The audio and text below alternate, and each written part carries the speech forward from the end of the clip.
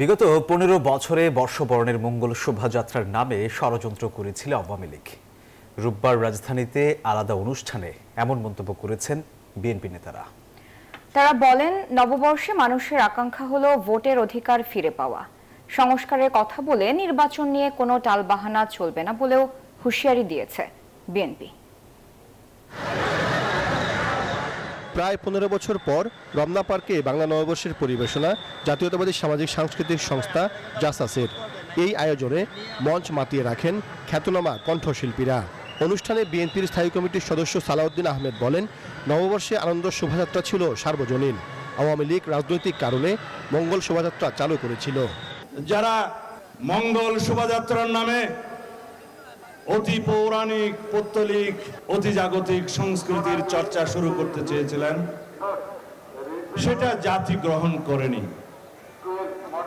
আমাদের এই বৈশাখী শোভাযাত্রা, আনন্দ শোভাযাত্রা, পয়লা বৈশাখের শোভাযাত্রা আমাদের ঐতিহ্যের অংশ। তিনি বলেন, ছাত্র জনতার বান্ডেল থাকলে প্রতি সেনমানিতে টাকা বাঁচবে। বিকাশ সেনমানি বান্ডেল কিনে জিতুন প্রতি লেনদেনে। আন্দোলনে ৫ আগস্ট আওয়ামী লীগের পতনের পাশাপাশি রাজনৈতিক মৃত্যু হয়েছে। বাংলাদেশে আওয়ামী লীগের অপরাজনীতির বিলুপ্তি হয়েছে।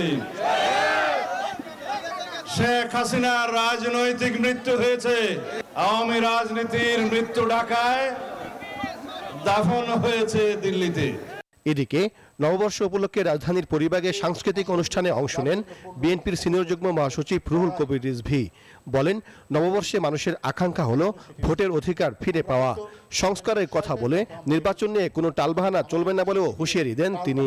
আসল যে কাজ, যার জন্য 15 বছর 16 বছর আমাদের লড়াই, সেই এখনো সেটি নিশ্চিত হয়। আমরা হয়তো সেটা নিশ্চয়তার পথে আমরা এগোচ্ছি, কিন্তু আমাদেরকে সেটি নিয়ে টালবাহানা করা চলবে না।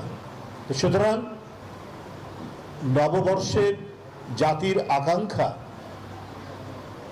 মানুষের ভোটাধিকার ফিরিয়ে দেওয়া।